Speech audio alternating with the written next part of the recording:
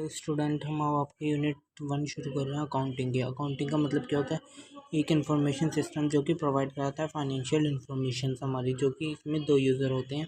हमें इंफॉर्मेशन दो तरीके से मिल सकती है, इंटरनली और एक्सटर्नली। इंटरनली इनमें से मिल सकती है, एक्सटर्नली इस तरीके से। अकाउंटिंग हमारे क्या है? रिकॉर्ड करना, एक इन्फॉर्मेशन को रिकॉर्ड करना एक फाइनेंशियल स्टेटमेंट में, वही अकाउंटिंग होता है। नेचर्स ऑफ अकाउंटिंग ये है art art as a science, record, ये सब चीज़ें हमारी बहुत ज़्यादा इंपॉर्टेंट हो जाती हैं अकाउंटिंग में। हमारे लिमिटेशंस ऑफ अकाउंटिंग, ये हमारी लिमिटेशंस है कुछ। हमारी लेस ट्रांजेक्शन एसेट्स हो जाती है, हमारी कुछ इग्नोर कर देते हैं एलिमेंट्स, जो कि नॉन मॉनेटरी ट्रांजेक्शन्स जो है हमारी situation of the competitor in the market, इन सबको इग्नोर करते हैं। ऐसे टाइप्स को ये बेस्ड होती हैं, ये लिमिटेशंस। इसमें पढ़ने की कोई ज़रूरत नहीं है, बस आपको पता होना चाहिए। ब्रांचेस ऑफ अकाउंटिंग तो 3 टाइप्स हैं। फाइनेंशियल, कॉस्ट और मैनेजमेंट अकाउंटिंग 3 टाइप की होती हैं। बुक कीपिंग और अकाउंटिंग में तो शेड पढ़ लेना हो।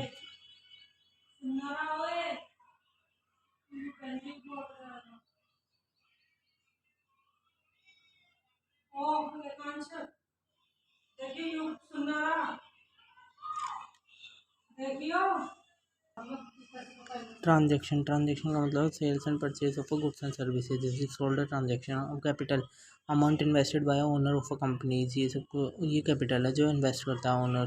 कैपिटल ड्राइंग जो कि हम विड्रॉ करते हैं अपने पर्सनल यूज़ के लिए। लाइबिलिटी जो कि हमारी अमाउंट पे करते हैं हम आउटसाइडर की। कैपिटल और लाइबिलिटी, करंट लाइबिलिटी और नॉन करंट लाइबिलिटी, दो टाइप की लाइबिलिटी होती है। जो कि 12 मंथ में पे होती है वो करंट लाइबिलिटी, जो मोर देन 12 मंथ से पहले होती है वो नॉन करंट लाइबिलिटी होती है हमारी। एसेट्स जो कि गुड्स गिवन होते हैं कैश में हमारे, ये भी हमारे दो तरीके के होते हैं, current assets non current assets. ये हमारे कन्वर्ट, ये 12 मंथ में होते हैं, ये हमारे कन्वर्ट नहीं होते कैश में। क्लोजिंग सभी को पता है, जो रिमेनिंग गुड्स बचा है वो क्लोजिंग स्टॉक। डिस्काउंट सभी को पता है कि जो डिस्काउंट मिलता है हमें दो टाइप से मिलता है, trade discount, cash discount. Cash discount हमारा रिकॉर्ड होता है, ट्रेड डिस्काउंट हमारा रिकॉर्ड नहीं होता। बैड डेब्ट्स, अमाउंट हमारी जो कवर्ड नहीं हो पाई है वो डेटर्स में जाती है, ऐड ऑन हो जाती है। सोलमेंट जो हमारी पे नहीं हो सकती है, अनेबल, पे करने में अनेबल हो, कैपेबल होना चाहिए हम लाइबिलिटी पे करने के लिए। डेफिनेशन जो एसेट्स की वैल्यू को डिक्रीज करता है। कॉन्सेप्ट ऑफ, इसमें ड्यूल कॉन्सेप्ट जो कि हमारी दो तरीके की ट्रांजेक्शन से बनता है, फील्ड ऑफ बेनिफिट्स और गिवन ऑफ द बेनिफिट्स, इनके आगे।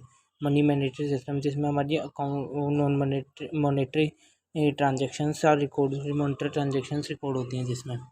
ऑनगोइंग कॉन्सेप्ट जिसमें हमारी सारी रिलेटेड कॉन्सेप्ट होते हैं, मतलब कि पर्पस से। गोइंग कॉन्सेप्ट का मतलब हो गया कि हमारे कंटिन्यूस जो ऑपरेटिंग प्रॉफिटेबल चलता रहता है उस सबको। सेपरेट लीगल एंटिटी, ये भी हमारे लिए वो होती है कि कैपिटल से हमारे जो ऑल ट्रांजेक्शन्स होते हैं बिजनेस से रिकॉर्ड करती हैं फ्रॉम में, जिससे ये हमारा बहुत इंपॉर्टेंट कॉन्सेप्ट भी है। ये एक बिजनेस हमारा एक सेपरेट होता है।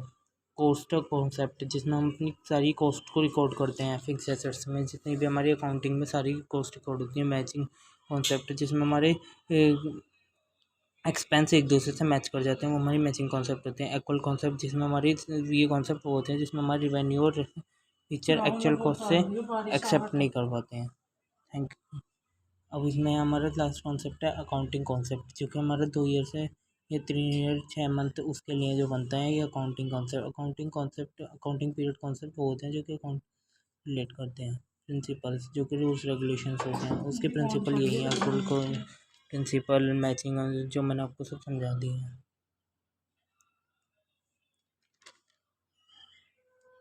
ये अकाउंटिंग स्टैंडर्ड है।